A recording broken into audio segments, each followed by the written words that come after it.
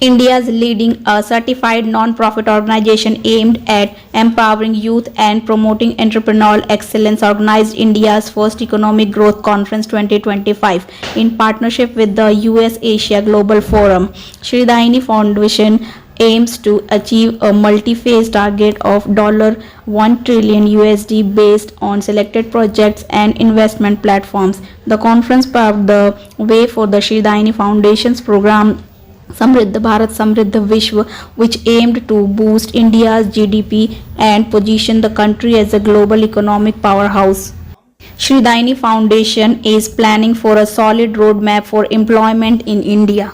The conference also announced programs dedicated to empowering youth and women through education, training and job creation, which are expected to strengthen India's workforce and bridge skill gaps, promoting the Indian economy.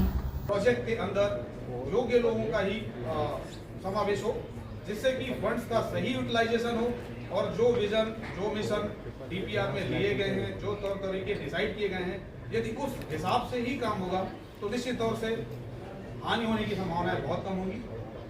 इस आधार पर हम कह सकते हैं कि अगर हम तकनीकी रूप से, वैधानिक रूप से और वित्तीय रूप से मजबूत होकर के काम करने के बारे में सोचेंगे तो निश्चित ही भारत को समृद्ध बनाया जा सकता है। एक ही दिशा है कि भारत में व्यवसाय के अवसर बढ़े, भारत में लोगों को व्यवसाय करने के लिए उचित पूंजी उपलब्ध हो सके।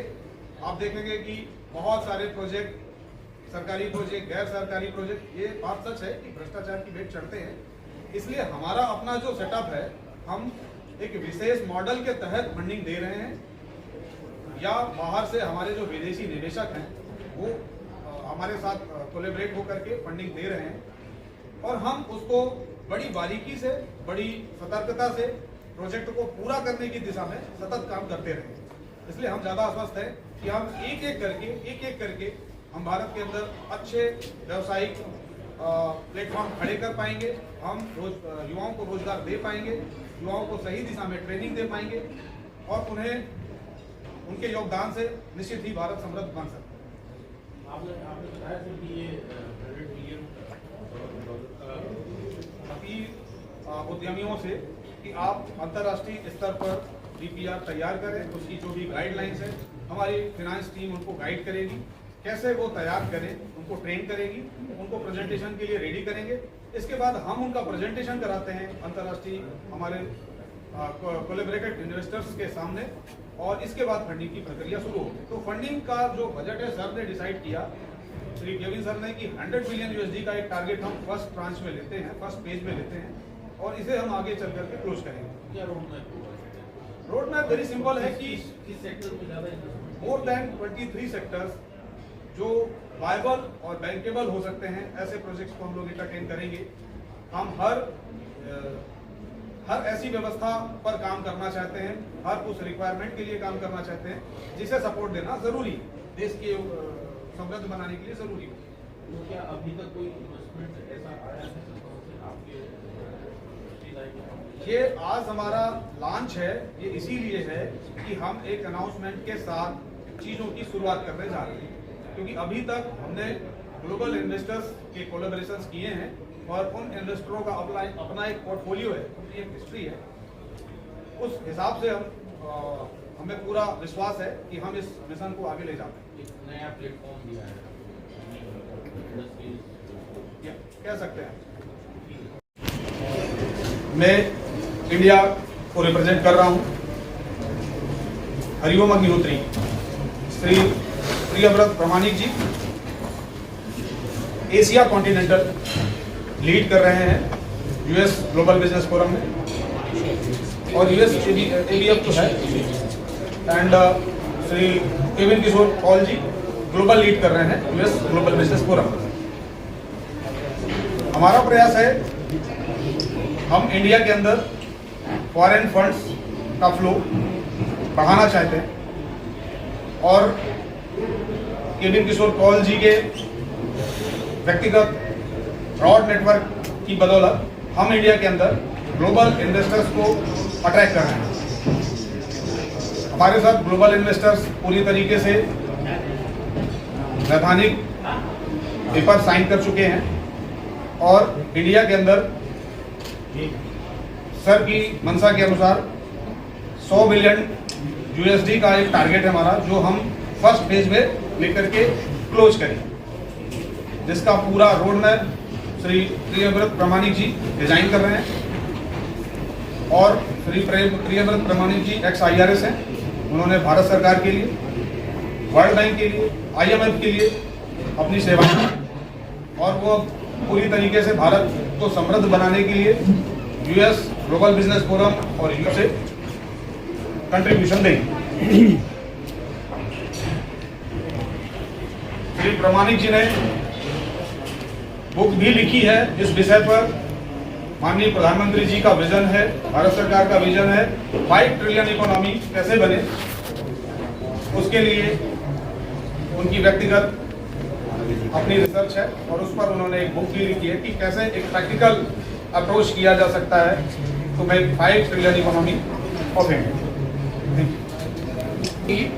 That India has already signed the Paris Accord of meeting the Sustainability Development Goal 2030.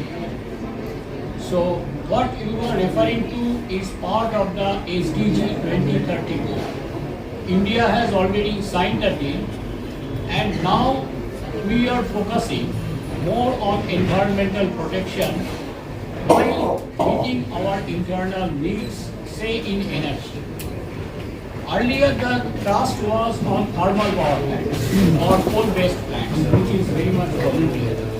Now we are shifting here to renewable energy, and there is a national solar mission. There is emphasis on hydroelectricity. So we are now focusing on renewable energy.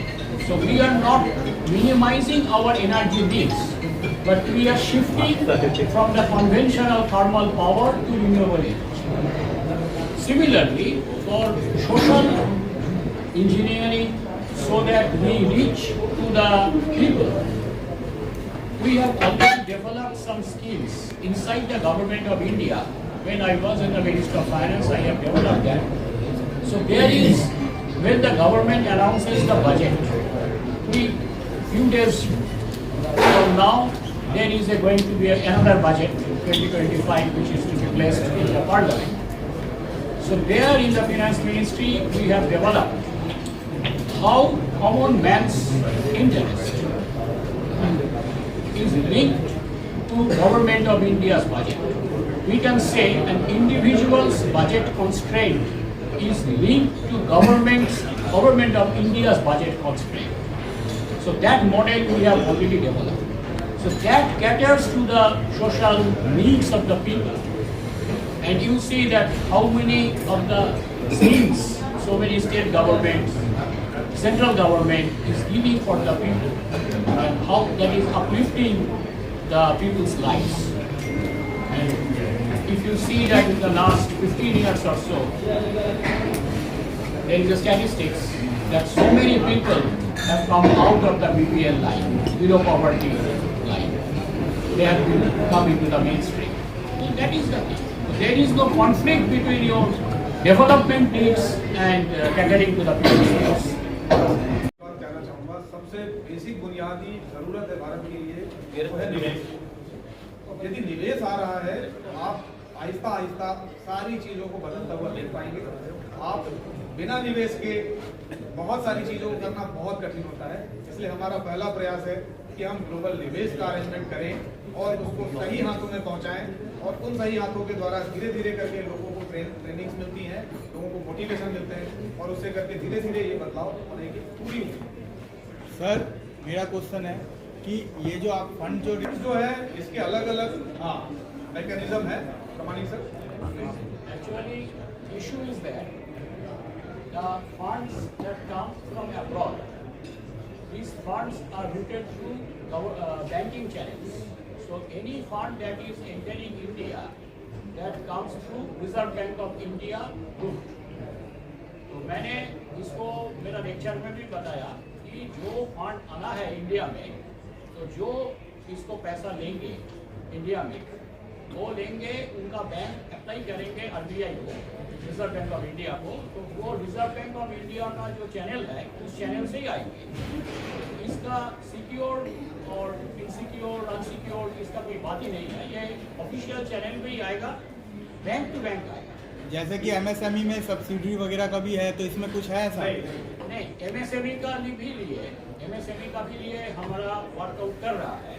MSME का क्योंकि हमारा जो fund है minimum है 20 million US, वो minimum ticket size है। तो कोई एमएसएमई का तो आप ब्रेकअप कर लीजिए एमएसएमई का, तो मीडियम स्मॉल माइक्रो है, तो मीडियम लेवल जो है एमएसएमई का वो ये फंड एक्सेस कर सकता है। 20 मिलियन का अब जो है 20 to 50 मिलियन तक वो एमएसएमई के अंडर ही आएगा। शायद आपका सवाल था कि आप सिक्योरिटी के बारे में पूछ रहे हैं। हाँ।